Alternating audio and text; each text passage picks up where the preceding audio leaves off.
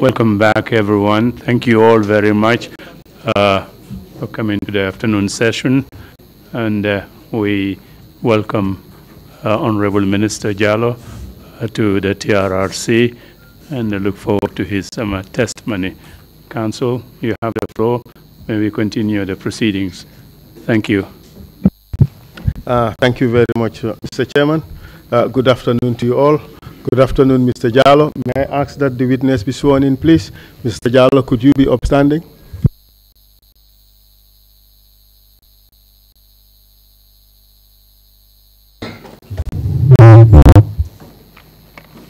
I, Omar Jallow. I, Omar Jallow. Swear that I'll speak the truth. Swear that I will speak the truth. The whole truth. The whole truth. And nothing but the truth. And nothing but the truth. So help me God. So help me God.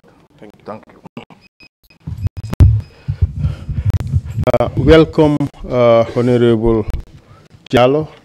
Thank you for agreeing to come and testify before the TRRC at very short notice. Before we start, I just want to, first of all, inform you of a few house rules.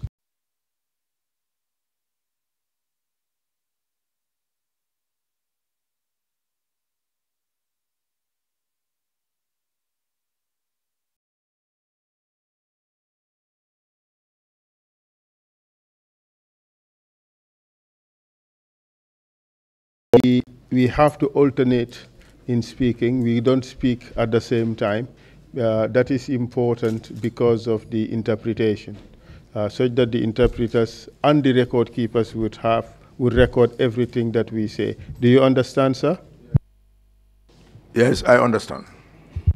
Thank you very much. Mr. Chairman, we have, I think, 2 hours, and there is a lot to cover. So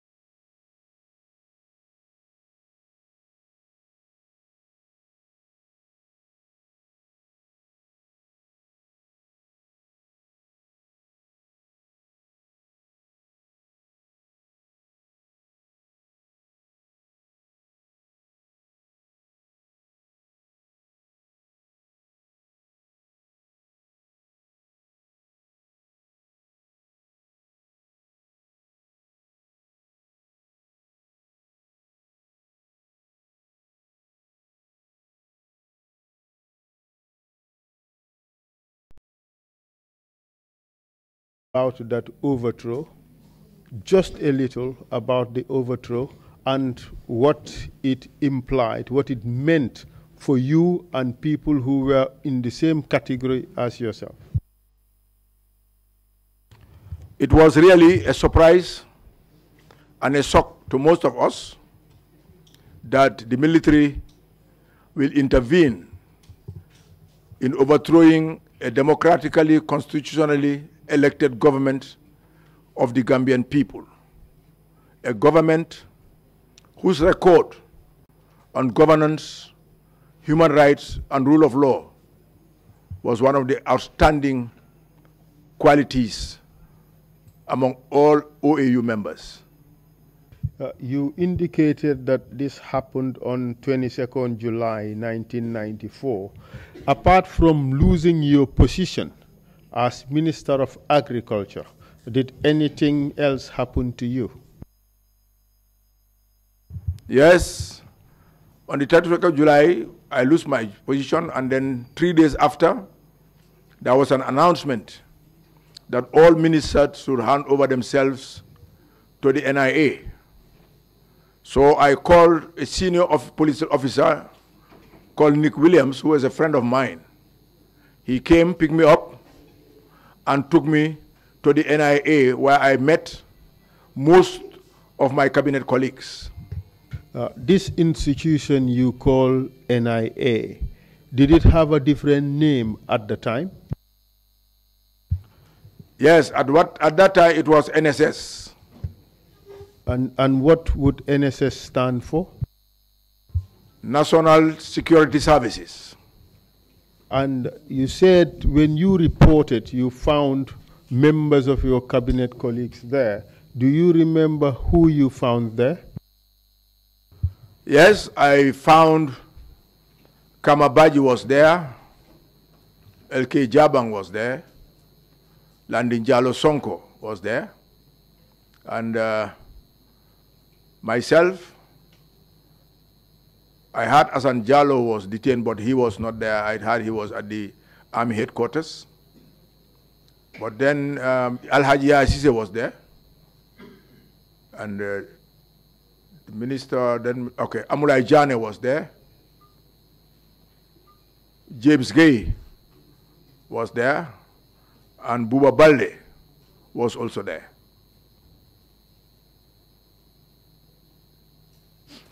When you arrived at Matiwaya Balde also. When you arrived at the NIA headquarters, what happened? They just took me where these people were. It's a big hall where we were all kept, and we were giving a tarpaulin to lie on, and that was our home. Were you provided with any other facilities? We were not provided with any other facilities. Food was brought for us by the people at the institution, the NSS, but they didn't allow any visitors or anything. We were just kept there like that. Were you informed of the reasons for your detention? We were not informed till about 3 days after, when we just saw a group of soldiers headed by Yaya Jammeh, the then chairman of the AFPRC, coming there and addressing us about the rampant corruption and flamboyant lifestyles that we were using, and saying that for them they are just sympathetic, but all of us, if executed, they will be rightly executed, and just saying a lot of things against the PPP regime. Did anybody respond to him? Fortunately, I responded. And I would like to refer you to Ibrahim Sankare, the present spokesperson of the president, because he was then the reporter of the Point. And the next day Point News, they report exactly what I said to Yaya Jammeh. Because I stood up and said, Mr. Jammeh, you have taken over a government that had respect for rule of law, democracy, and good governance, and it was the safe haven of all West Africans who are running away from despotism. And if you do anything that is contrary to this, then you are a traitor and a betrayal to the Gambian people and the Gambian nation. And I told him that in the presence of everybody. How did he react? He reacted by just telling me that I expect such thing from you, because he was very close to me. He was always in my office or in my home, and I did a lot of things for him, because his father, when I was in Buyam, was my friend. When his father died, he came to my office. I told Singul Nyasi and others to come accompany him, take the dead body from the mortuary in Banjul to Mayok, where his father stayed, and I provided a vehicle and money to bury the father. Did he remember that? He remembers it and said it everywhere. Did he give you any treatment that recognized the fact that you have had such a relationship in which you gave him favors? For him personally, he has never done that. It is other officers, like the deputy chairperson then, Sana Sabali. Yaya Jammeh was the chairman, wasn't he? Yes. And he had ultimate responsibility, didn't he? Yes, for me, I think he has ultimate responsibility, but also when you know that you are being asked to do something that is wrong, you have a right, if you have conscience, to refuse. After that meeting, did anything happen to you and your colleagues? We were detained for about 10 days, and we were released and put under house arrest, with always having 3 military personnel at our gates to check who is coming to see us and who is going out with a register. For how long did that situation persist? If I can remember rightly, it persisted for over 2-3 months. Do you recall events of November 1994? Yes, in November 1994, I was reading The Observer on the 4th of November, I think, 1994, when I read that the ruling council had decided that they will stay for 2 years and hand over to a civilian government. I called up the press and make a press conference condemning their decision to stay for two years and saying that they were imposing themselves on the Gambian people and they have no right to rule this country through the barrel of a gun. Did that pronouncement go down well with the junta? It didn't go down well because on the 6th of November, I was sitting in my home when I saw a truck comes in. Sana Sabali jumped off the truck with some other people, but Samba Jallo and others, who made sure they threatened us, beat us up, me, in the presence of my family, slapped me, put me in the truck, and went around, collect Omar Sy, the former Minister of External Affairs, whom I forgot to name as those I met at the NSS, went and collected Kamabaji. When we met Kamabaji praying, but Sana stopped him from praying, to put up in the truck. Then the truck come back and drove through Serekunda and Bakau, so that the people will see us at the back of the truck. And then we ended up at the army headquarters in Bakau, where we were made to line up, and Samba Jallo and others were trying to press pistols in our mouths, and I refused, and they were so angry with me that they put us in the truck again, took us to mile 2, and when we arrived in mile 2, we met Sadibou Haidara, Edward Singate, and Yankuba Toure. They brought our chairs, asked all former ministers to stand.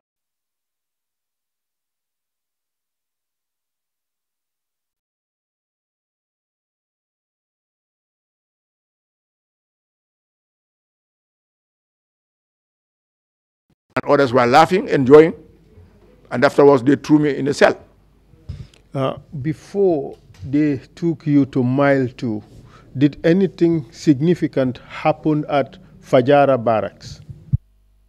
Yes, I think they were putting the gun in Buba's mouth and others, I couldn't remember who. And I continue. One journalist, I think he was called Justice Fofana. I don't know if he came in. And when they saw him reporting, they seriously beat him up in our presence before we were taken to mile 2. You mentioned that a Bach Samba Jallo led a 20-man contingent to beat you up. This Bach Samba Jallo, what was his job at this time? He was a soldier, and I see him going everywhere with Sana Sabali and Singates. And he used to drive Singate's vehicle. He lives at Farah. We have a witness here who appeared before the commission today. He is called Bach Samba Jallo, a teacher who also lived in Farato or taught in Farato. Are you referring to the same person, or this is a different person? No, Bach Samba Jallo that came here today is a teacher living in Pirang. And he was one of those arrested with me in October 1995 and kept at the army headquarters for 13 months and subjected us to different ways of torture, for many, many days. Essentially, this person, these two Bach Samba Jallos are different. Yes, they are different. Okay. This Bach Samba Jallo, the witness here, is from Nyamina. The Bach Samba Jallo I'm referring is from Farah. Thank you very much for that clarification, sir. Now you said that when you are taken to Mile 2, Sana Sabali, Edward Singate, Yankuba Ture, and Sadibu Haidara were present, and they ordered Bach Samba Jallo and 20 others to beat you. Were you the only person who was beaten that day? I was the only person beaten because, as Sana Sabali said, they should set an example on me because I refused to keep my mouth shut. You challenged them, and they did not agree to being challenged, right? Yes, I thought it was my right as a Gambian and as a leader who people were looking up to me for leadership. I thought leadership is not only when the going is nice. Leadership qualities are more recognized when the going gets tough. Tell us the scenery, how the setting was organized. The setting was organized. Sana and others were sitting as their senior council members, and they put the line of the ministers and the other prison officers were watching whilst these people are doing what they are doing on me. Unfortunately, I was talking to one of these TVs recently, is it ITV or something? Live, when somebody rang from England to say, apologize to me and said, I was there when that thing was happening to you, but we regret it very much. One Mr. Bojang, I can fully remember. It was like the junta watching the gladiator being sent to the lion's den. But fortunately, God was there to make sure I don't go to the lion's den. You agree with that description? That's right. Thank you, thank you, sir. Now, for that time, after the beating, what did they do to you? They threw me into a cell and took all the other ministers to the remand wing. And after 24 hours, that was about 48 hours, that was on the 9th, we were all packed in a truck and taken to the NSS headquarters. Okay. Before that, let's talk about the beating. Did you sustain any injuries? Sustained a lot of injuries. I forgot, but I wanted to bring the haftan I was wearing. I'm still keeping it with the blood stains, and I'll look for it, and I'll bring it. You can send it to us. You can bring it later. We'd be interested in seeing that. Can you describe what injuries you sustained? I sustained injury on my back, my hands, and on my face. Because they were kicking, beating, some with these plastic, these things, some kicking me, some slapping, just trying to satisfy the three senior members of the council who are sitting there. Let's get this straight. Who was there? Initially, you said Sana Sabali, Edward Singate, Yankuba Ture, and Sadibu Haidara. Now you said three. Sorry, the four. All right, thank you. They were all present. They were all present. Yeah, thank you very much for that clarification. Now you said the other ministers were taken to remand wing, and you were taken to security wing. Do you recall which security wing you were taken to? The #1 security wing. Can you tell us what's the difference between being in remand and being in security wing #1? In the remand, as much as you are in detention, you have a bit of freedom and liberty there, and some social amenities extended to you. But in the security wing, they open you at 8 o'clock, you queue the 12 of us to go to the toilet, go to the bathroom, they close you again at 9:30 till tomorrow 8 o'clock in the morning. And what were the conditions? Because it is so near the swamps and all the mosquito wires were out. So virtually our best friends were the mosquitoes. And it was the cell is so small that I can just make this and I will touch the two, and then the bed was just a wooden plank put on some bricks. How about rodents for company? Of course, they were all there. We have to tolerate them because the situation demanded it, and the food was terrible. And you were there in this condition for a day, right? I was there for a day, and the next day we were parked in a truck and taken to the NSS headquarters.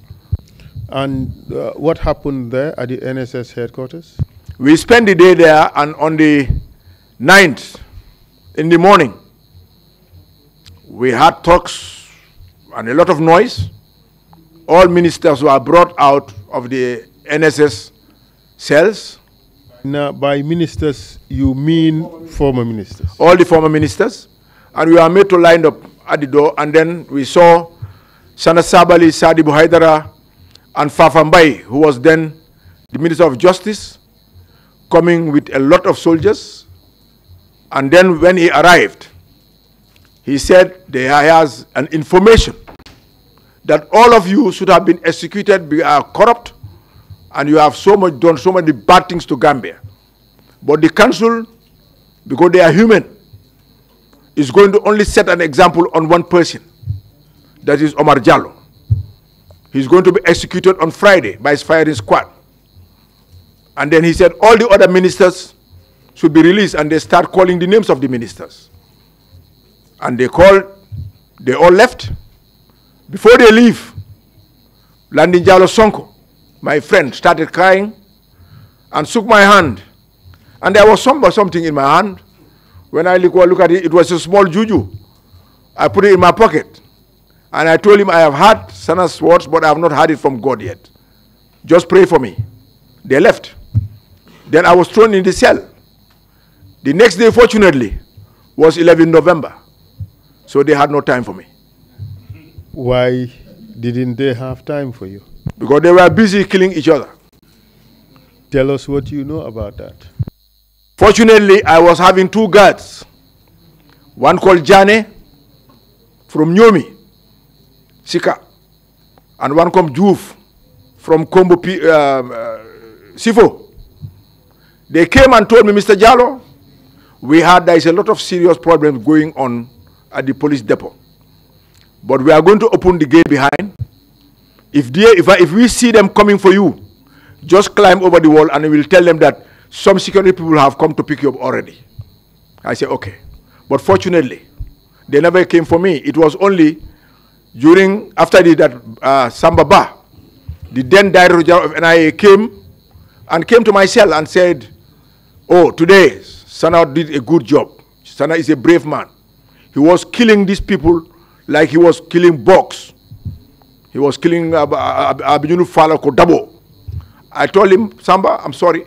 You just spoke in vernacular. I think that is Mandinka. Can you translate exactly what you said in Mandinka? Translate it to English. So Samba, the Director General of NIA, came and said, Sana Sabali is a brave person, he's a hero, because he was killing the rebel soldiers like bugs. Then I questioned him. I said, my brother, are you proud of arresting a person, stripping the person naked, and bayoneting him or shooting him? Is that bravery? Are there no law courts now? There is no justice, there is no process. He asked these people to put me in the cell. Did he respond to... No, he didn't respond. He just asked them to put me in the cell. For how much longer did you remain in detention during that time? When the 11 November attack happened, my wife became worried because all the ministers were released and I was the only one. So she took it upon herself to go to the American embassy and the British embassy. And these ambassadors, because they knew me very well, accompanied her to the State House to see Sana Sabali, and before that, they went to the Minister of External Affairs, and then to Mrs. Fatmata Tambajang, who is my aunt, and my wife asked them to go to her because she was the Minister of Health. She accompanied them to Sana and to Yaya, And because of the ambassador's pressure, they asked Fatmata Tambajan to pick me up at the NIA in her own minister car and took me home. So this would be the second time you were arrested and released? Thank you, yes. And I'm sure that wasn't the last time you were arrested. No, I was arrested on several occasions. Can you tell us the next one after November 11th?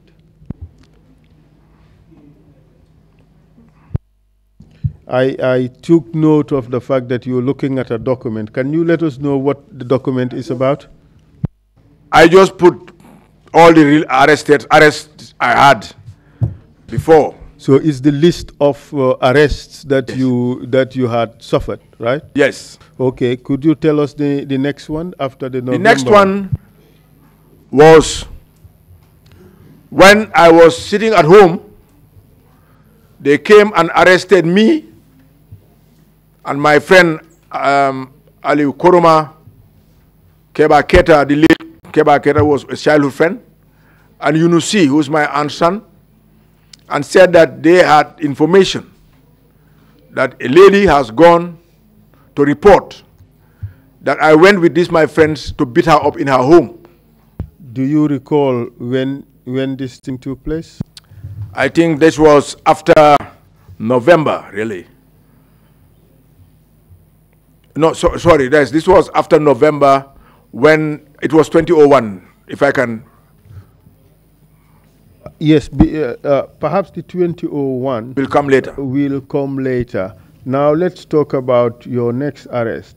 And if I recall from our previous discussions, you were arrested together with other PPP officials who were detained at Fahara Barracks. But before that, you were in fact arrested in October 1995.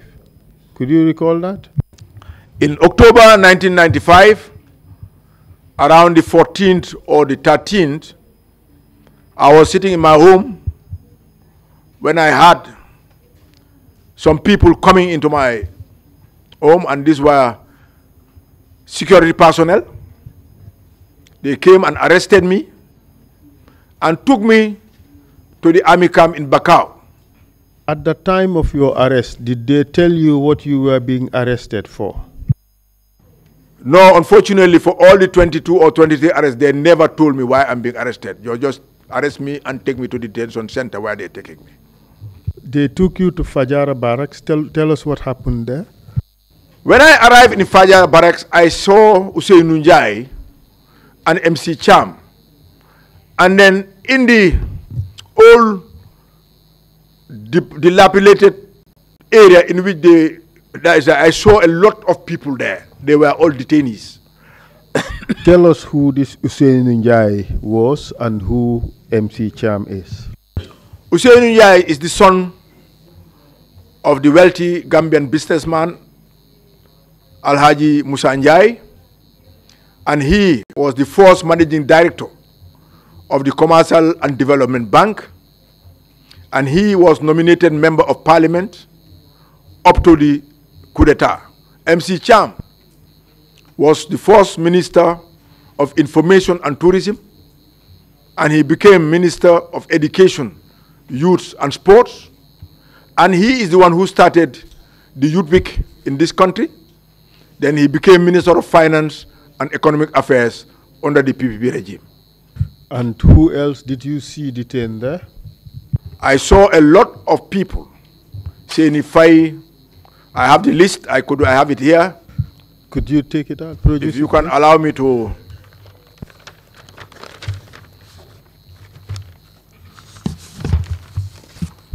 We had Alhaji MC Cham, myself, Hussein Njai, Alhaji Jobate Mane, Seni Fai, Landing Kamara, Bach Samba Jallo, Bakari Kamara, Ismaila Jawara, Mama Jawara, Njundu Jawara, Malang Fati, Sarani Jata, Omar Ba, Sirif Biai, Alhaji Mori Keba Sedikan, Masani Sedikan, Raif Diab, Mustafa Sise, Baboucar Mbaye Cissé, Fakeba Cissé, Fode Cissé, Yaya Dabo, Yaya Sedili, Keba Tunkara, Mustafa Diba, Sidi Sane, Fanding Conte, Ousseynou Dabo, Koso Telo, Adama Cissé, Ibrahima Solo Sonko, Alhaji Mamadi Sabali, Landing Kasama, Mohamedou Sedi Khan, Amadou Diallo, Ousmane Diallo, Lamine Kanyi, Ousmane Sane, Dabo Koli, Ansumana Fadera, Buna Kebe, Modou Kebe, Alamin Panne. When you were brought to Fahara Barracks and you saw all these people there, did the people who arrest you do anything to you? Yes, they took off under a tree, and whilst we were standing there under guard, we saw 2 vehicles coming, and about 20 or 30 state guards jump out of the vehicles and just come and strip all 3 of us naked. Who was stripped naked? Myself, MC Cham, and Ousseynou Njai. And they start beating us recklessly. They were led by Musa Jammeh. They call him Malia Mungu. Excuse me, may I ask members of the audience to respect the commission and not to testify? Let them not provide any information either to the witness or to the commission. The witness is testifying under oath. I hope that is noted. Thank you. Yes, you may proceed. And then we saw Almamo Mane and so many others. And one is, I think it's Jammeh, he died. He was the head from the state guards. But other people joined them, like Boubacar Ba, whom I saw on television. Now he's promoted, he's not Lieutenant Colonel. He was then with the training school. He's from Bunyadu. He's called Boubacar Ba. He was the one who deliberately bit me on my eye and broke my eye. And he comes every morning. Almamo Mane and Boubacar Ba comes every morning to remind us that we are waiting for August's command, and we'll kill all of you, cut you into pieces, and throw you to the dogs. And for the first 1 month, we were sleeping on the ground, on the sand. And they refused for us to take a bath, to wash our face, or to change our clothes. It is after the 1 month that Baboucar Jatta, then army commander, came to visit. And he said, in the presence of everybody, Uncle OJ, I'm sorry, it's not my army that brought you here, but it's the state guards that brought you here for us to keep you. And he told the people, why are you allowing those to sleep on this type of this? Then they went and brought tarpaulins and spread it. And for the next 12 months, we were sleeping on these tarpaulins. Thank you very much for that answer. Let me just take you back a little bit to just clarify some issues. You mentioned one Ba, who you said, Boubacar Ba, who you said participated in torturing you. In fact, he's the one who broke your eye, quote unquote. Do you know this Boubacar Ba? Yeah, I know. If I see him, I'll know him. He's from Bunyadu. I know him very well. I know he's in the army, his brother is in the police. And do you know which position he is in presently? Well, the last time I saw him on the television, not long ago, and somebody addressed him as Lieutenant Colonel, I think. When we are being tortured, he was, I think, a sergeant major with the training school in the depot there. So this Boubacar Ba is still serving in the Gambia National Army as a lieutenant colonel? Is still serving in the National Army as a lieutenant colonel. And this guy participated in your torture? He participated in my torture, and after the torture, when we are being put on a truck, he makes sure he bit my arm. That is why still this finger and this one don't look alike, thanks to him. What did he do to it? When I was coming. Yeah. Microphone. He bit my hand with a very hard object, and my finger nearly got broken. And you said that together with Alma Momane, every morning he would come and tell you that, told you something. Could you? They are waiting for Oga to give them instructions for all 43 of us, 46 of us to be slaughtered. And then for the first 1 month, every 2 hours at night, they will come and call a register just to make sure we don't sleep. Do you know who they were referring to as Oga? Oga was the head of state, Yaya Jammeh. From that conversation, did you get the impression that they were in fact getting their orders from Yaya Jammeh? I know that they were getting their orders from Yaya Jammeh because Fahara was the commander of the army in Fahara Barracks. But it was the state guards that came to torture us. That means they had the tacit approval of the head of state because they are supposed to guard this head of state. Now let's talk about the conditions of your detention at Fahara Barracks this time. You said you were detained there for 13 months. The first month you were not allowed to shower, you were not allowed to wash your face. Tell us about family visits. Did you have family visits? For the 13 months, they didn't allow any member of any family of the 46 people to come for a visit. How about access to a lawyer? No access to a lawyer. How about food? They were giving us food. Unfortunately, one Lamin Sonko, whom I never knew, came and told me, OJ, we sympathize with you, send me to your wife. I'll go and pick food for you every day at 3 a.m., bring it, you eat, and I take back the things at 4. He was caught and dismissed from the army. Apart from that, well, after he was dismissed, how were you eating? The bad food that was provided by our detainers. Can you describe how the food was served? Mostly it's just rice with a small piece of bonga on it. And then in the morning is porridge with sometimes no sugar. So we just have to. But fortunately, as time goes on, I think this I want to put on record. We had friends in the camp. And Usain Njai, being the good guy he is, he started giving them, we have people who will smuggle some money for us, and they start making gertesaf from the women in the camp and come and sell it to us, and we eat it at night.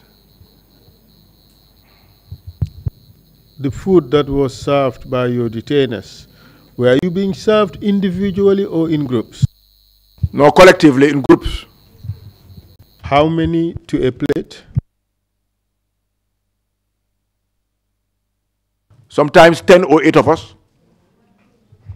To a plate of what size? Can you indicate Just using your hands? these plates that they use for this house, for these activities. I have advised members of the public to please remain silent. Don't put words in the mouth.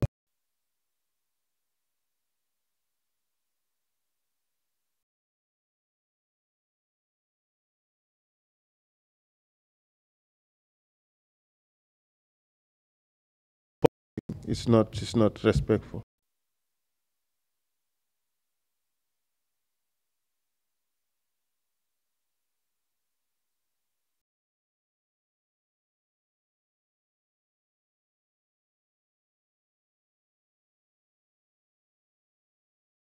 Any? After 2 months, we were allowed to bring food from our homes. But the food can only be taken directly to the Bakau police station. And it was the police officer who was there, Mr. Jallo, who is now the commissioner in URR, that will bring it to us to eat. But the bedding, as I told you, for the next 12 months, we were sleeping on the tarpaulin. How about medical attention for those who needed it? I needed medical attention, but not for one day have they sent any medical person to come and check us. And Usainu Njai, from the torture, it takes over 2-3 weeks that it was people like me who even helped him to stand up or to pray. And Raif Diab was lying down sleeping when this Bubakar Ba came and his boots and kicked him on his head that he nearly died. And for the next 1 week, they have to understand that this man, if not taken care of, he'll die. They took him to Dr. Caesar's hospital. Can you tell us who were the main torturers of your group while you were in detention at Fahara Barracks? The main torturers, as I said, there were so many I couldn't, but I can say Musa Jammeh was there, Almamo Mane was there, and this Bubakar Ba was there, and some other people. But I cannot remember all of them. These are the 3 you remember by name. Apart from the 3 people you have just mentioned, or 4 people you have mentioned to have been tortured, yourself, MC Cham, Usainu Njai, and Raif Diab, do you know whether there were other people who were also tortured? When we went and joined the group, they told us that they did exactly what they did to us, particularly the 3 ladies who are with us. And that is why people like Senify are still limping. It's because of that torture. For the 3 ladies, I would give you a piece of paper. You would write down their names and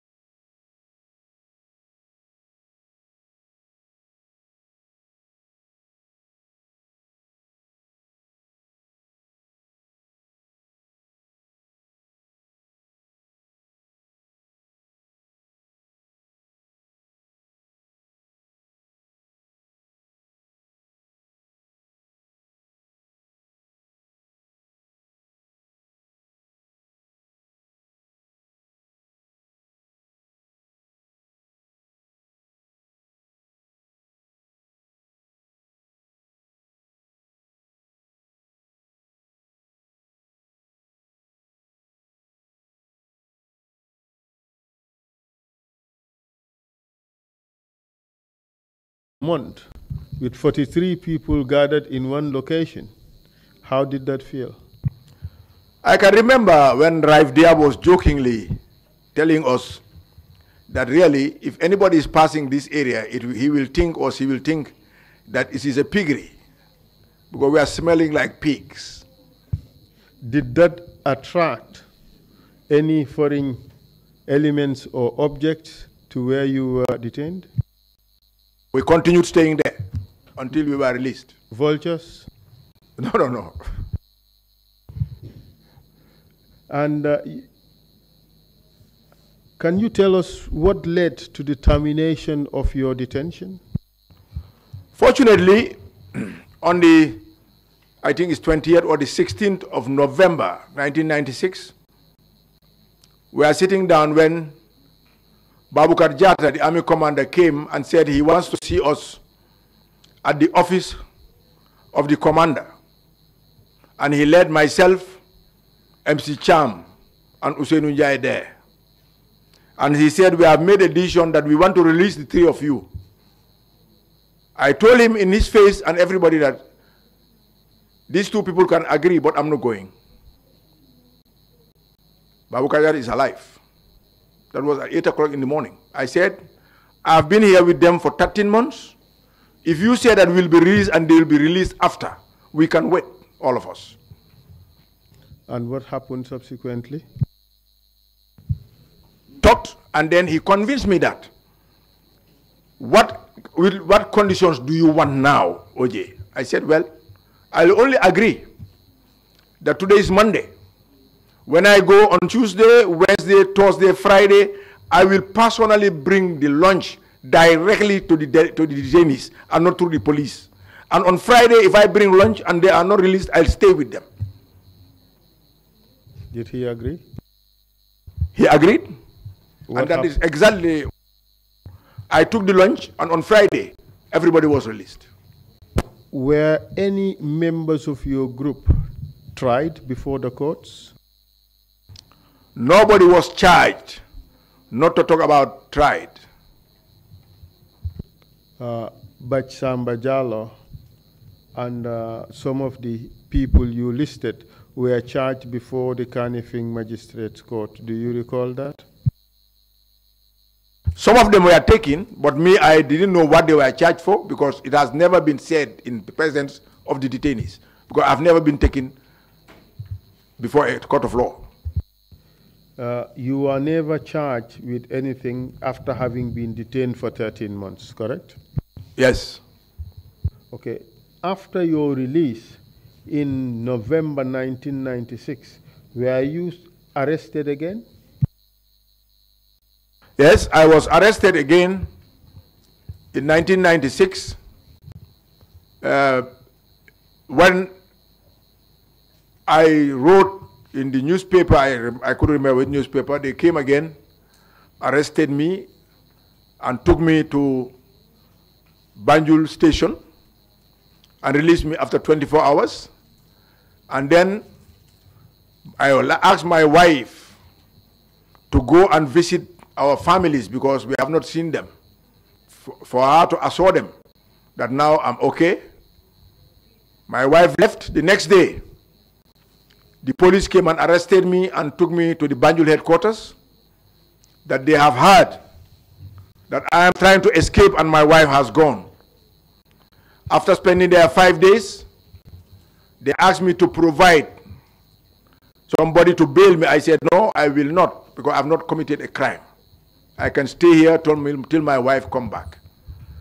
Then after a week, they asked to send Dudu Juf Kapi and Pambay, who was the CMD, to come and beg me to leave the police station. Do you know what CMD means?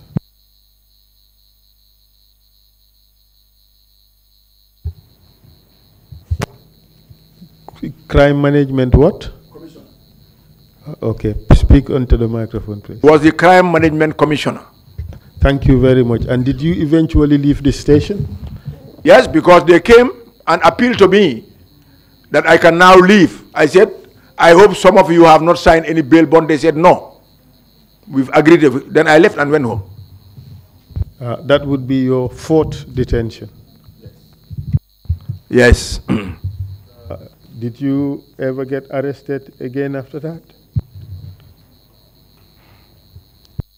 Yes, I get arrested again. And this was, I will say, they came, arrested me. They didn't come to my home. They invited me to the police station. And I went with some friends because I was having lunch when they rang me. Unfortunately, one of the guys who drove me is here with me. After arriving at the police station, they just searched me, searched this my friend, put us on a truck, and taken to Mile 2. Do you recall the date? The date, it was 2005. I could remember the date. Then when I arrived at the Mile 2, I met Ahmad Ba and Khalifa Sallah were also arrested. So they took Khalifa Sallah, Ahmad Ba, and this my friend to the main cells.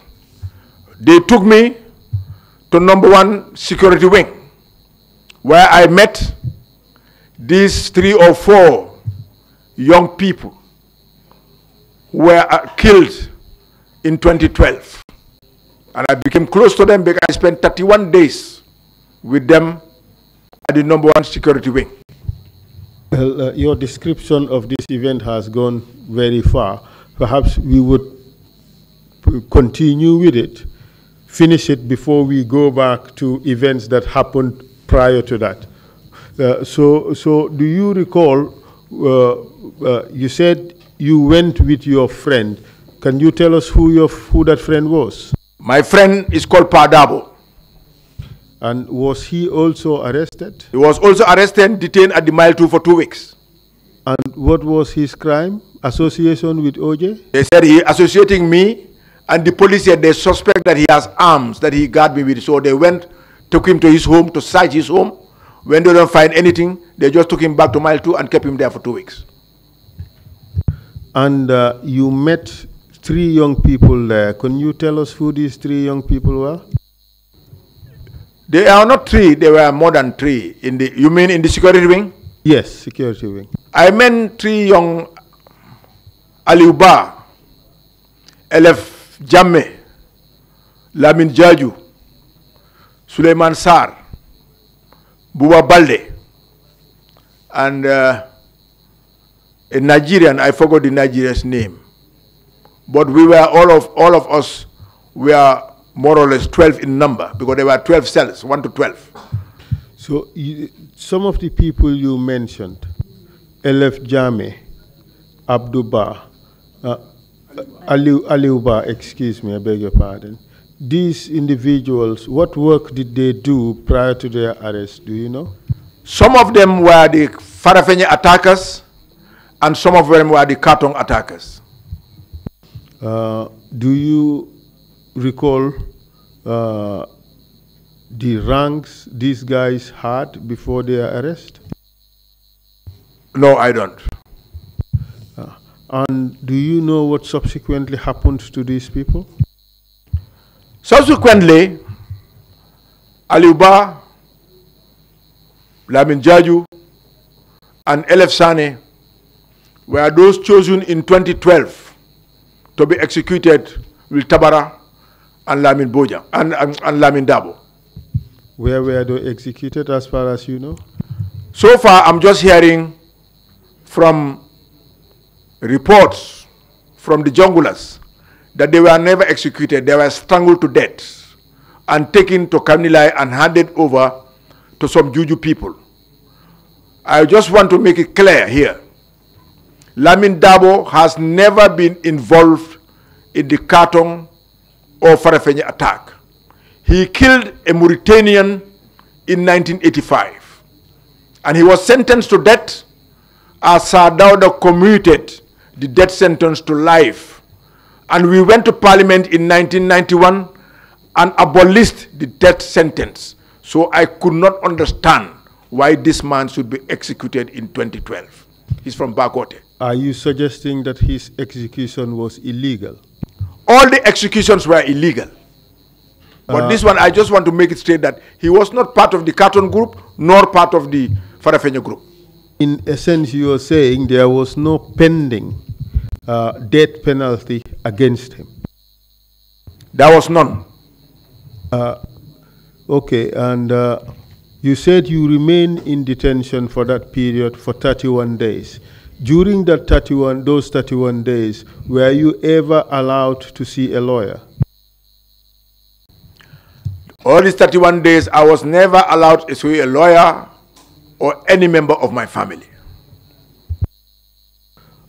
Did the conditions of detention in the security wing this time, did it differ from the first time you were sent to the security wing in the 90s? It was worst. And then Commissioner Colley will come and visit. He was the prison commissioner. But he made sure. Sorry? Do you know where Commissioner Colley is from? From Kanilai. Any relationship with Jame? Well, I'm not sure, but I know he's from Kanilai. And what did he do? He was coming there just to provoke people, searching under our beds in number 1 security wing, asking us to stand out, searching all our beds, searching our clothes, prison uniform, going into our underwears, and all these things. And he does it frequently, and when he comes, he doesn't talk to anybody. And how did you receive that conduct, that intrusive search? It was inhuman, but I was sleeping one night in my cell when a tough guy came in uniform, 6 feet something, and he can be a big Rasulullah of Senegal, opened my gate and said, "Are you Uncle OJ?" I said, "Yes, I'm Uncle OJ." He said, "I'm from Bajonkoto." From where? Bajonkoto. Where is It's a small hamlet village in my constituency, former constituency. I am called Wuye Baji. What is happening to you here? We are all angry. I want you to give me a note. Let me go to your wife. I always come on night duty. I'll go to Banjul, buy 5 fast food for all of you, and you eat. I will not allow this thing to continue. And that's what he was doing all the time I was staying there. He wasn't happy with your detention? He was not happy with the way we were treated and my detention. And he showed it by his actions. And do you know why you were released after 31 days? After 31 days, we went to court. And for our bail, unfortunately, the Gambian then Attorney General, Mr. who is from Basse, is that Akumarabu, I forgot his name. A.K. Savage? A.K. Savage was the chairman of the High Court or the Supreme Court, and there were 2 other Nigerians or 3. So the Nigerians wanted our bail and Savage refused. And we had one lady, a Nigerian, who she opted to make a statement there and then why we should be bailed. We were taken back to mile 2, but in the evening, they came and released us. Up to today, we were not charged, we were not taken to court. Interesting. But before this arrest and detention in 2001, there were arrests in 1998. Could you tell us about that? 1998. The Madam Fall issue, the Sarta Fall issue, yeah. Tell us about that. You know, I was sitting down with my friends when they came to arrest us. Everybody who knows me with these 2 guys as childhood friends, Keba Keta and Ali Koroma. They arrested us and they said we are beating Salka Fall. But fortunately, Salka Fall's husband was one of my best friends. And she knew the wife through me. Because when we were going to Farafenye Youth Week, I chose him, Daddy Owens, to look after the girls who have come for the culture. And when we came back from Farafenni, he told me that he has interest in marrying lady. And the lady's uncle, Kebanar, was a childhood friend of mine. So I went there and worked on it, and he got married to this lady. And I was the one who got his husband the job he was in until he retired. Because in 1970, when I was in Georgetown as the cooperative inspector, running Kolikunda and Tumani Fati, he came to visit me. I took him to Commandant Fall. Then he was the works manager for PWD in Georgetown, and he employed him. When we came, I took him to the Alkali of Ibo town for him to give him a job, a home, and that's the home where he lived. But when we went to court for 10 months, the wife got fed up, and Usainu Dabo and Ida Drame were my lawyers. And in the court, she said she's ready to go to prison. But what I have said about OJ and Ali Kurma is all lies. I know my wife, my husband, because of OJ. We have a home where we live because of OJ. And we are the youth who used to sing and dance for OJ. And Usainu jokingly in the court asked him, how do Mauritanians sing? And he did the Mauritanian noise in the court. And that's the day we were released. The ululation. All right. But did she indicate the reasons why she accused you of entering her home and beating her up? Yes. She said, Mr. Juve, who was Minister of Justice, and some people went and gave the husband some money. He said it in the court. For her to give this, to accuse me of such a crime. She said it there. And he said, after that, they went and discussed with Jesus Esa Baji, who was then the head of the police in Talininkunja. And they were the ones who came to arrest us. In a sense, you're saying that the charges were trumped up with the Minister of Justice as an accomplice. The charges were trumped up, and the Minister of Justice, who is my in-law, being part of it. Did you take any legal action against them? At that time, it would have been fruitless, because Yaya Jammeh have shown, and all our courts were manipulated and being directed and controlled by the executive. So it would have been a waste of time, waste of resources, and waste of energy. So you didn't go to court because you lacked confidence in the justice system as it then was? That's right. So now that would have been the 5th or 6th arrest we have talked about. Now tell us about your arrest your arrest by Sana Sabali from your home.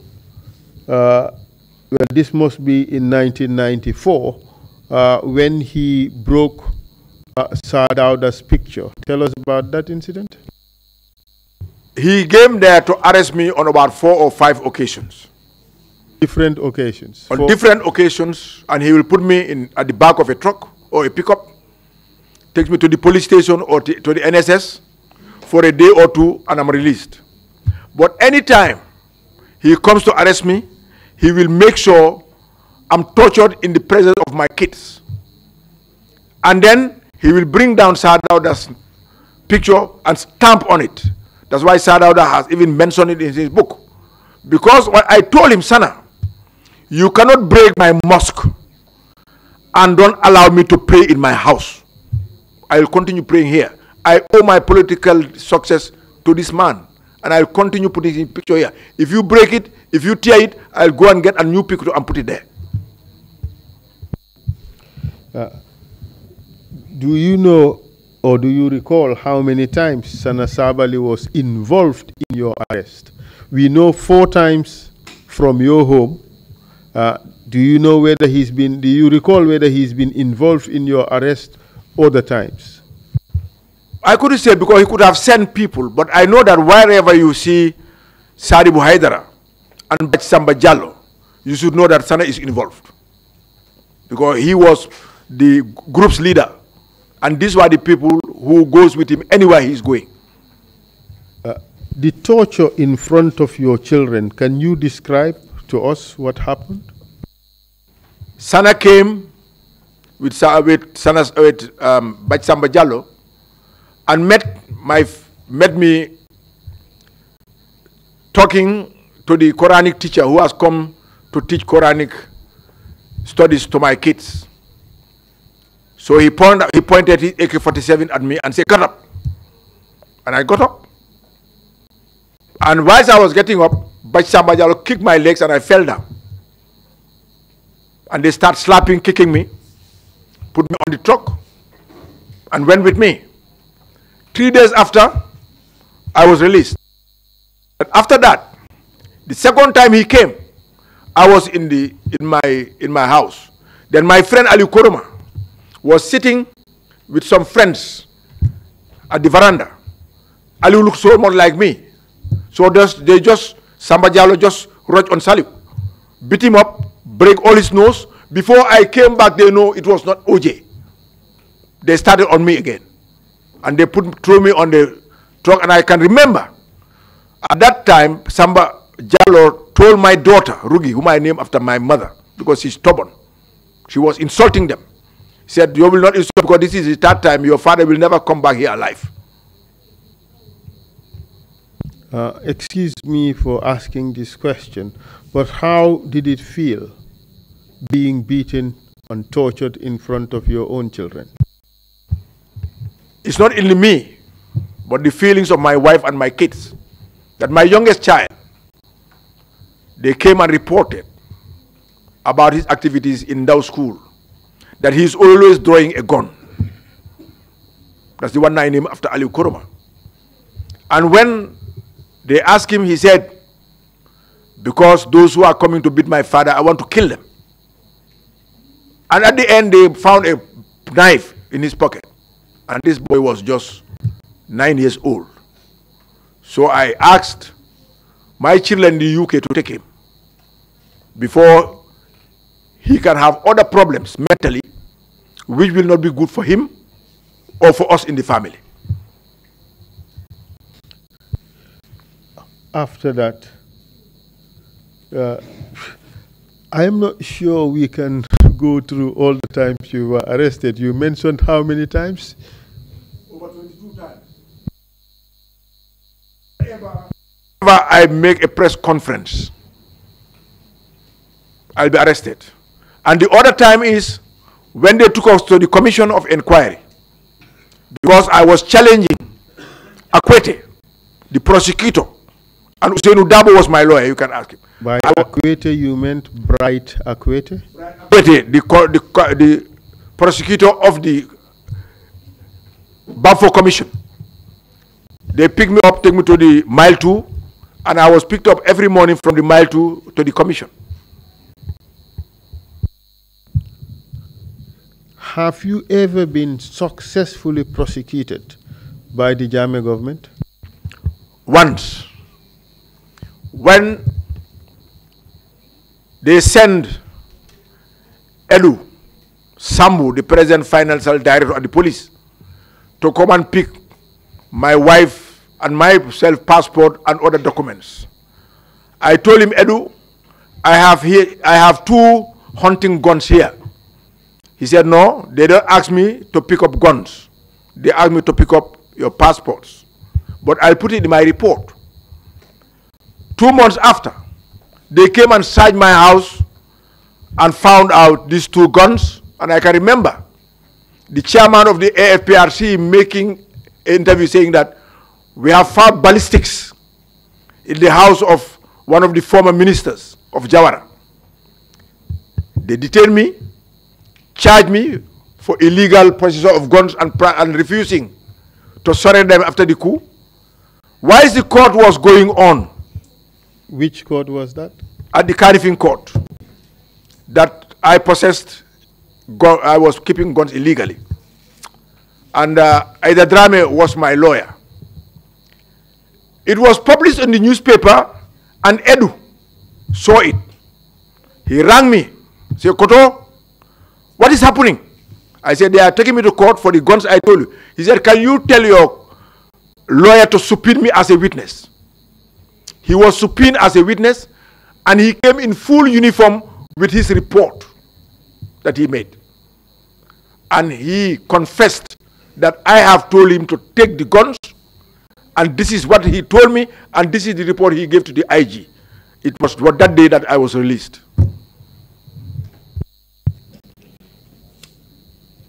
And how about members of your family? Were they also arrested at any point in time?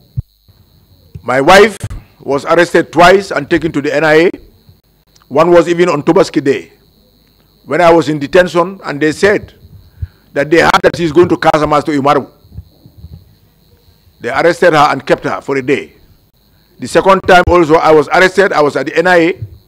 He came, and while she was being taken into the NIA, while I was in the cell in the NIA, he saw my friend and brother.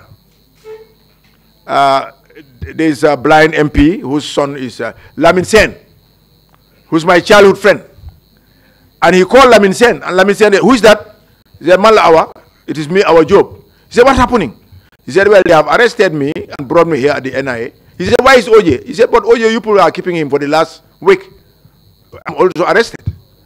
So she was kept twice. And then 3 of my friends, 4 of them, I think, who decided to be staying with me.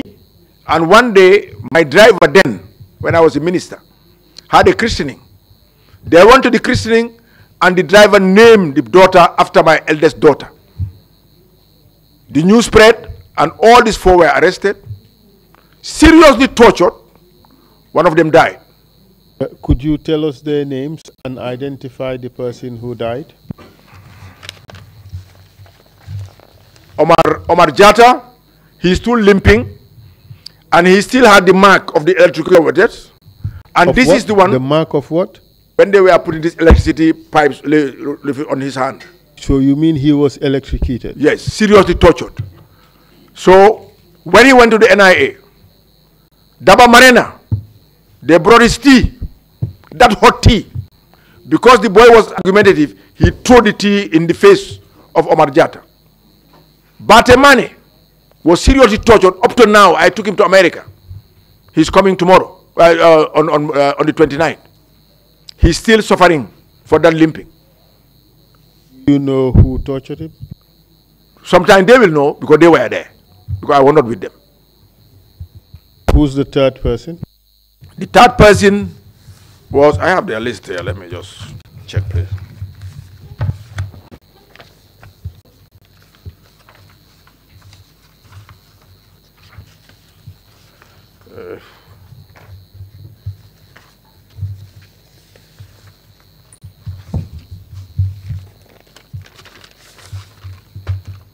Sorry, I have too many. It was Omar Jata, Jebel Sise. I also took him to America, but he's still suffering from his leg problems. He was staying with me. And after the torture, I have to bring somebody to be massaging him for 1 week for him to be able to walk. The other one is Wesane, the very driver who named the daughter after my daughter. And Bakari Mane is Bate that I talked about, who's in America. They were 5. Who died? Modu Jallo, whom I got a job at Health as a driver. They call him Dodge, but his family is still at London Corner. How soon after the torture did he die? About a week or so. Did you report the matter? To who? The police. If the police are doing things that is wrong, I didn't have confidence in them. Thank you very much, Mr. Jallo. What motivated you to continue to defy the Jammeh government in spite of all these arrests tortures, and detention? Sorry, as a child, I was very political. And some of us were the Kurumaist boys when we were in high school. Unfortunately, I never read books at that time that is not from Kwame Nkrumah, Sekou Touré, Kim Il-sung of North Korea, of the Red Book of Chairman Mao Zedong. That is why people who know me in Serekunda know that I organized fundraising funds in Serekunda and took it to Nunevera in Casamas when he was fighting in the bush. That's what he bring my best friends when he was president. I believe in justice. And I thought that if I was born in Old Yudum, my father is a Banjulian, my mother from Birkama, and we moved to Serekunda, and the Serekunda people decided to put me up as their candidates when I don't have much family in Serekunda. And I became a parliamentary secretary. Maybe the day I won for 4 years and a minister, a parliamentary at 31, minister at 34, and served for 14 and a half years under Sadauda Keraba Jawara. I could not understand if, when those people are in difficulty, and they were the people who look up to me for leadership, when the going was nice, that I should abandon them and betray them when the going was tough. It was a challenge to me as a leader that I'll stand up for justice and fair play for the people who look up to me for leadership.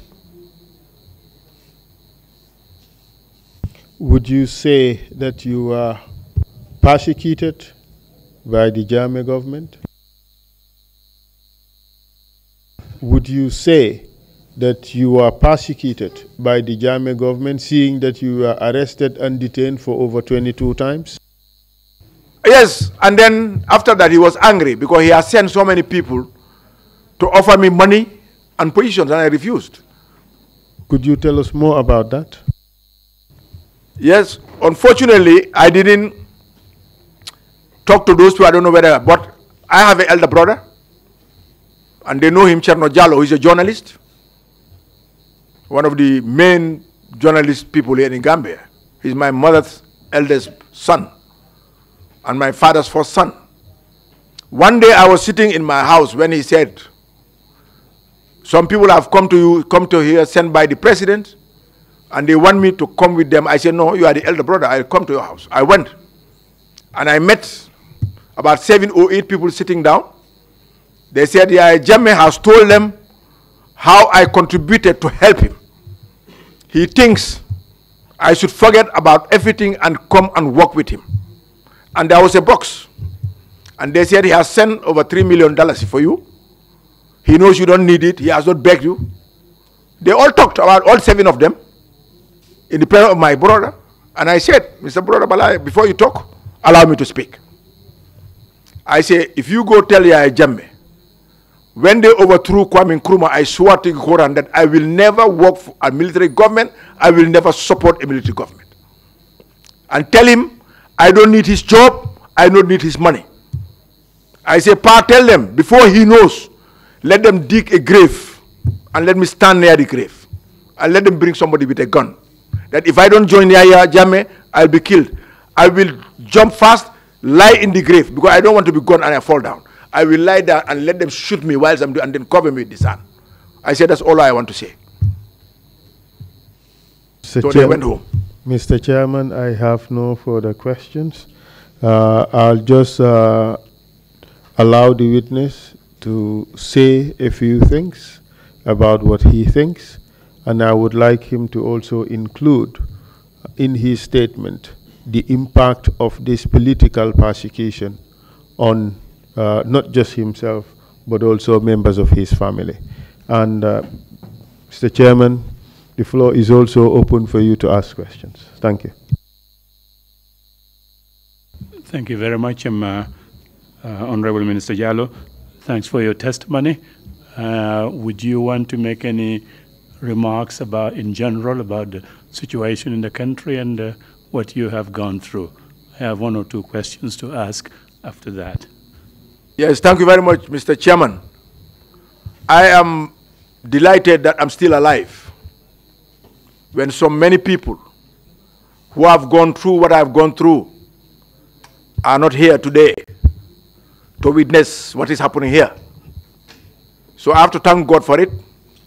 And let us all pray for those people who are fighting just like us, fighting against despotism, against injustice, and against violations, that they lost their lives because of their country, because of their love for peace and justice. I am happy that the TRRC is established. And I want people to know that we are all believers. For me, I have said, all those who tortured me, all those who did these bad things to me, I've forgiven them. What they have done to my prophet is worse than what they did to me. What they did to Prophet Isa is worse than what they did to me. What they did to Prophet Abraham is worse than what they did for me. But when they have power, they don't beat people up. They don't kill people. That is why I think TRRC is very important. And people have to support this TRRC to finish their job and make sure their recommendations are respected so that we can bring back Gambia for what it was. Gambia was one family, one tribe, one religion. Nobody knows who is a Christian, who is a Muslim, who is a Mandinga, who is a Fula, who is a Sarahule, who is a Jola, who is a Manjago. And this was one of the principles that was being promoted by Jawara's regime. I would just appeal that for those who are victims, I will appeal to the chairman and all the members. Let this government go out and look for funds. I will prefer us to compensate these victims. If you check Hussein Habri, the cell he is sleeping in Dakar is far better than a lot of homes in Dakar. Charles Taylor, the cell he is sleeping in UK is far better than some of the houses that we sleep in. That is why the wife has just got a baby. Let us get money, as the Quran says, and pay blood money to those who are killed and compensate those who are tortured, who are suppressed, who are sacked from their jobs, so that we will, let us not forget. But then we'll forgive. So that we can forgive and stop living in the past. If we continue living in the past, Gambia will never be developed. Gambia can only develop when we forgive each other and face the past together and learn from the mistakes of the past and never ever allowed it to be done in this country again. Thank you. Thank you very much indeed for that expression of strong support for the TRRC. Mr. Jallo, I am taking you away from arrests and detentions and tortures that happened to you, outrageous, that should not have happened at all, to a topic that I'm taking advantage of your presence here as a former cabinet minister from the Jawara administration, just to ask you if you're aware of circumstances in cabinet meetings concerning the deployment of Nigerian soldiers here in the Gambia, and especially the command that they assumed and the difficulties that created at the lower levels, as we have been told. The reason why I'm raising it with you, you are the only former cabinet minister to come before us so far, and just want to know if there were any discussions, if there were any circumstances that you were aware of that came up or heard concerns from senior Gambian military officers about the deployment of the Nigerian officers here in the Gambia. Fortunately, Mr. Chairman, I have always been against the establishment of an army in Gambia. Because I have seen, I've always said, I'm sorry if I live with some people, that Africa has two enemies: our people in uniform and our intellectuals. That is why I have never supported the establishment of an army, because I knew that most African armies are made of people who couldn't make it socially in the system. So they look up to those who made it and became the enemy. That is why Yaya Jammeh's first statement as chairman of the AFPRC was, when I was in Gambian school, they come with their father's cars and with their nice shoes and their mburu agiyapa, their bread and meat, while some of us don't even have lunch. That hatred built in him. Should he have blamed my father? My father paid for my school fees. He gives me lunch. Where was his father and his mother? Why did they take care of him? These are some of the things that we should look into. But we also made a mistake, Mr. Chairman. I'll accept it here. A country that is embedded with coup d'etats, how can you take those people from that country to lead your army? I always wanted the Senegalese to stay. The Gendarmerie and the police. Then we would have not got a coup d'etat. Because Senegal has the discipline. You cannot be a captain in Senegal without having a first degree. The military has a school. The Gendarmerie has a school whereby you build character, you build people, you build intellect before you put them in uniform. I think that's what we should have done. But we made a mistake of bringing the worst coup plotters in Africa to head our army. That's why we are suffering for it. Thank you very much, Commissioner Kinte. Commissioner Kinte,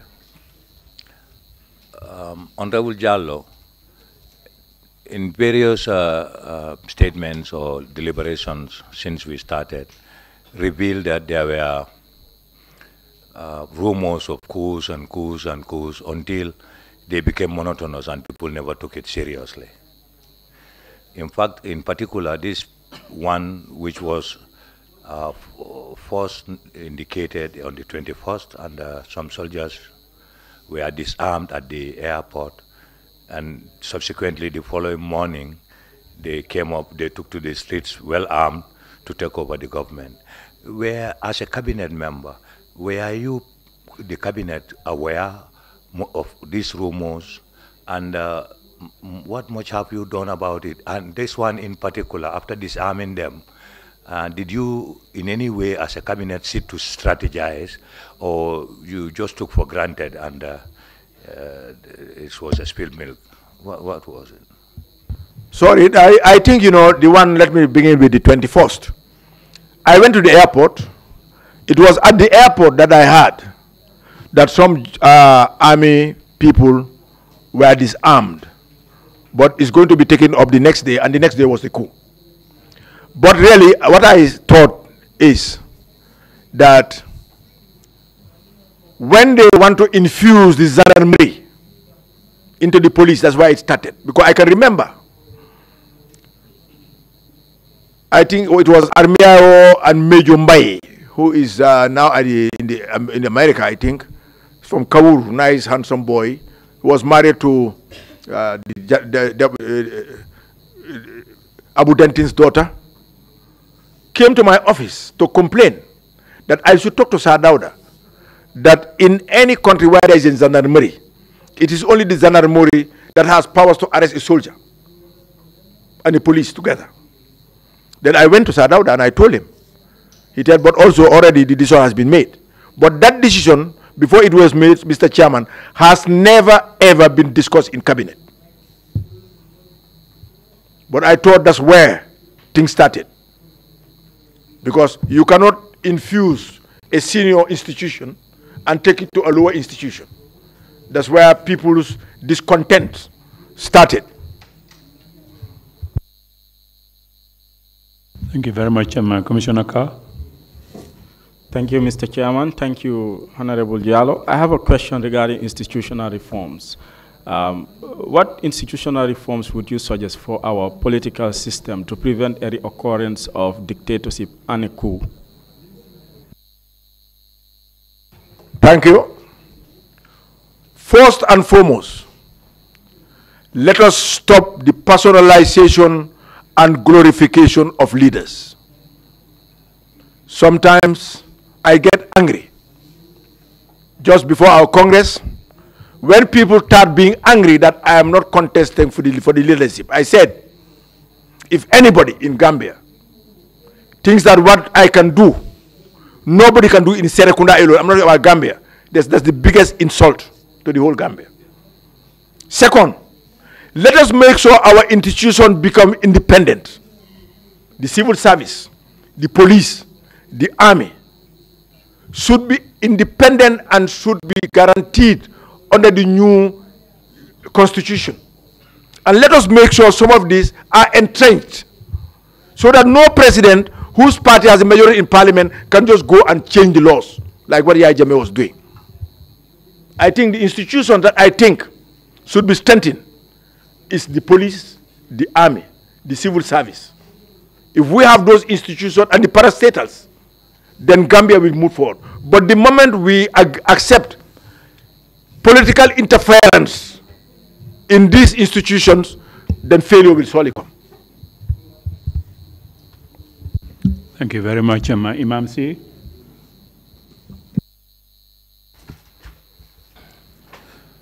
Chairman Imam C. Imam C. Mr. Jallo, ñu ngi lay gërëm ci li nga wax ne jéggal nga képp ki nga xamantene defoon na la dara. Your sense of jéggal nga leen forgiveness. loolu lu am solo la. That's very important to forgive. waaw léegi comme lan ngay xelal ñeneen ñi nga xamantene amoon nañ lu mel ni lii. But now, what is your advice to those that have experienced Wow, what you've gone I through? can speak in Wolof. Li tax ma jéggal leen The reason why I forgive them mooy fitna kenn war koo ee. is because nobody should look for trouble. Bés bu nekk ñun ñu tooñ yàlla. Every day, waaye yàlla def na ci ñun ci alxuraan ak ci bu yeneen bug yëpp Bible beeg ñëpp ne God also nit dafa war a has baalale. told us in the holy books that we should ma foog ne nag That's why I think baalale that bokk na pour nga neexal. forgiveness should be one of like man wax nañ ma ci alxuraan ci sariya ne su ma reyee doomi nit mun nañoo toog waxtaan suñ d'accord ci kàddu ak ci amende bi ma wax rey ma fay ko duñ ma rey duñ ma yóbbu koot loolu nag laa bëgg a ñu def Gambia ñu baalante li te xel yi duñ em te dama ne man waxuma keneen de waaye suñ bëggee toppa Yahya Jammeh kenn deful dara. That if we want to talk about Yahya Jammeh, we should be balal ma joxe one example. not the only one. bi Yahya Jammeh nguuram reyee fukki xalel ak ñeneen benn suba. When Yahya Jammeh nekku fi killed mu nga mitim réew vice président bi fi nekkoon lu tax laajuñ ko ba tey lu tax munoo mu topp Yahya Jammeh was not in the country. ak ñana joxe instruction Vice President pour is here, but ñu fedeel xale yooyu any questions? ban ministre bi nekkoon cabinet waxtu boobu moo resign ne li ñu def baaxul. These killings took place. Let me just Ba ask which of Minister of you Justice asked any questions Cheka. about the killings? investigaté ba xam ñi rey xale yi mu ne leen yóbbu koot Yahya Jammeh daxa ko Investigations jël loolu to the dem ci parlement discovery of those that paas lu committed waane killings. ñi rey xale yi kenn du leen yóbbu koot te député yi fa nekkoon Subsequently, the, kana resign ñëpp a ci the law was ànda passed in government that none of kon the léegi killers will be soo amee sa xarit Tabaski ngay koo rey ki téye tànki gannaaw bi ki téye tànki gannaaw bi ki ñaddu pour dere bi bu ma laal a borom paaka bi yéen ñëpp a ko rey Yahya Jammeh ak ñi doon àndal yëpp ñoo def lu bon li ñu def Gambia suñ baalalewut nag suñ kër yëpp tas. The legs and the ears are all partners in crime, so it cannot only be Yahya Jammeh responsible. Thank for you all these very acts. much indeed. If there are no further questions, some from the commissioners, Minister Jallo, thank you very much indeed for your testimony. Mr. Chairman, before Mr. Jallo leaves, Yes. I would like him to hand over the document he was referring to, which contains the names, the list of names of people who was detained together with. So I would also ask that that document and the document in which he identified the names of certain individuals who were detained be included in the record as Exhibits 12 and 13. Exhibit 12 would be the list of detainees, and Exhibit 13 would be, which one? Okay, I'm sorry, I've just been alerted to the fact that we should start from Exhibit 13. And Exhibit 13 would be the list of detainees at Bakau Barracks, October 1995 to 1996. And Exhibit 14 would be the list of arrest and detention of OJ and his friends, his wife and friends. And Exhibit 15, right, would be the list of women he mentioned to have been tortured at Fahara Barracks, or Bakau Barracks for that matter.